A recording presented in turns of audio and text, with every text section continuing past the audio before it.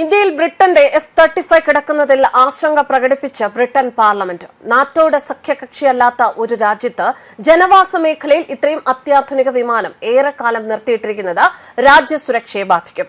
എന്നാൽ F-35 യുദ്ധവിമാനം തിരുവനന്തപുരം വിമാനത്താവളത്തിൽ സുരക്ഷിതമെന്ന് British പ്രതിരോധ മന്ത്രി ലൂക്ക് പൊള്ളാർഡ്. വിമാനത്തിന്റെ സുരക്ഷയെക്കുറിച്ച് ബ്രിട്ടീഷ് പാർലമെന്റിൽ ഉയർന്ന ചോദ്യങ്ങൾക്കാണ് അദ്ദേഹത്തിന്റെ ഇത്തരത്തിലുള്ള മറുപടി. പ്രതിപക്ഷത്തെ കൺസർവേറ്റീവ് MP ബെൻ ഒബൈസ് ആണ് വിമാനത്തിന്റെ സുരക്ഷയെക്കുറിച്ചുള്ള ആശങ്ക ഹൌസ് ഓഫ് കോമൺസിൽ ഉന്നയിച്ചത്.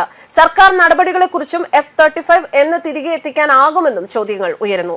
ഇന്ത്യൻ സേനയുടെ ഭാഗത്തുനിന്ന് ഏറ്റവും മികച്ച പിന്തുണയാണ് F-35 ലാൻഡ് ചെയ്ത സമയത്ത് ലഭിച്ചതെന്ന് മന്ത്രി പറഞ്ഞു. ഇന്ത്യൻ മണ്ണിൽ കനത്ത സുരക്ഷയിലാണ് വിമാനമെന്നും റോയൽ എയർഫോഴ്സ് സംഘാംഗങ്ങൾ എപ്പോഴും F-35നൊപ്പമുണ്ട് എന്നും മന്ത്രി പാർലമെന്റിൽ അറിയിച്ചു. ഇന്ത്യൻ സേനയുടെ ഭാഗത്തുനിന്ന് ഏറ്റവും മികച്ച പിന്തുണയാണ് F-35 ലാൻഡ് ചെയ്ത സമയത്ത് ലഭിച്ചത് എന്ന് മന്ത്രി പറഞ്ഞു.